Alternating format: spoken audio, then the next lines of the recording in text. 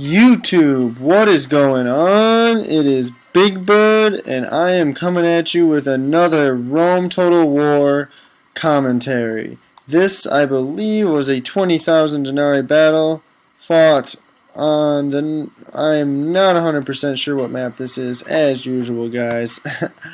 But anyways, this was between myself commanding the Brutii Romans and my opponent, who was commanding the Scipii Romans. We'll go over my unit composition real quickly here. I've got 4 sets of Roman archers, which are bronze. I've got 6 sets of early legionary cohorts, which are gold. My general unit, which is, I also have a legionary first cohort, which is gold. 2 sets of gold triarii. 2 sets of equites. 3 sets of equites, which are gold. And 4 sets of Praetorian Cav, which are also gold. Now, here you can see I mobilized my archers forward. They are only Roman archers. They were very cheap, meant to be meat shields against his own archers. However, I squander them here, getting a little anxious. I actually had to cut out the first about 30 minutes of this battle because it was just a big standoff. I had to wait for my opponent to come off of the hill so I could actually make an assault. Here you see I squander my meat shielded my archers to his Praetorians. So let's try and look at his units real quick. He opted to bring 5 sets of Praetorian cohort, which are bronze upgraded, along with 2 sets of legionary first cohorts, which are bronze, a set of auxilia, a set of some archer auxilia, which are also bronze, and also I believe he has 5 sets of Praetorian Cav, possibly more, but they are also bronze. So initially, when the battle started, I had mobilized my cav over to the right, and I was going to try and attack. I was going to try and overpower his cavalry with my own cav, but I was hesitant because I had figured he was hiding these cav in the woods, and judging by what I had seen of his army initially, I had thought that his cav would have been more upgraded than they were, but instead they were just bronze. But what can you do? Right here I squander some of my cavalry. I thought I would be able to get them into those archer auxilia fast enough, but instead I lose a set of equites there in that charge. And there another set of my equites break, but they'll come back from routing.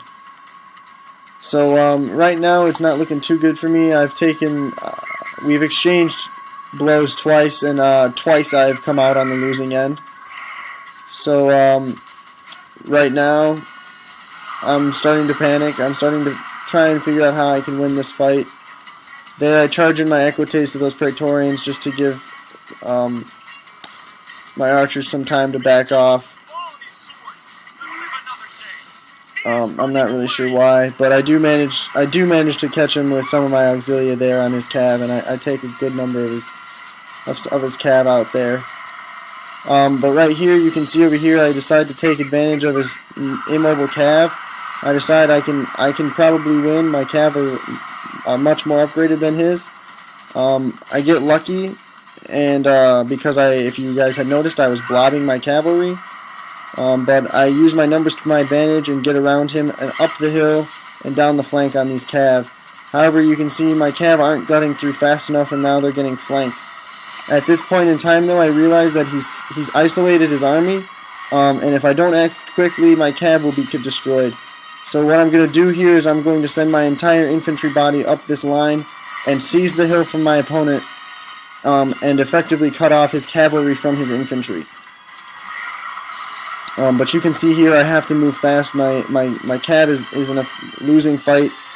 They're outnumbered and surrounded. I'm sending my equites in just to try and disrupt and take some heat off of my Praetorians. and it works. You can see some of his cav turns to face my oncoming army. You can see here his Praetorians have turned to face. He realizes what's going on, but it is in fact too late. The entire body of my army is already halfway up the hill. You can see here my Praetorians were able to overwhelm his own when he pulled away. When he gave them just a slight amount of space to breathe, they were able to pull the fight out. Now you can see my men have in fact taken the high ground. They are in the superior fighting position, and they are in a great spot to handle these Praetorian cohorts now.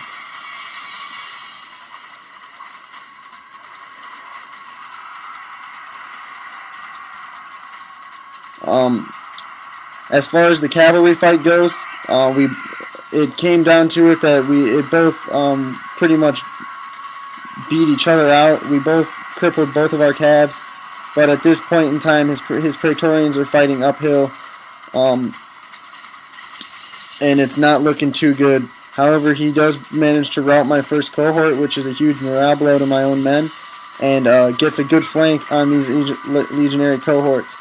Down here, I should be winning down here. I managed to get a rout here in his men, also over here, and I'm attempting to kill his general.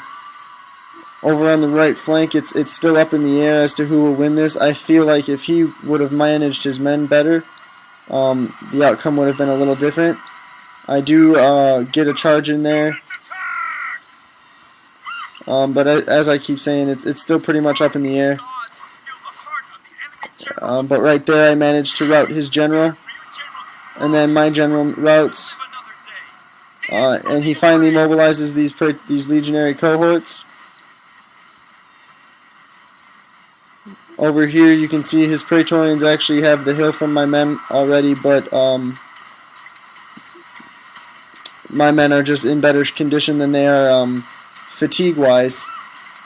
And you can see here these legionary cohorts break against that cab charge coming down the hill.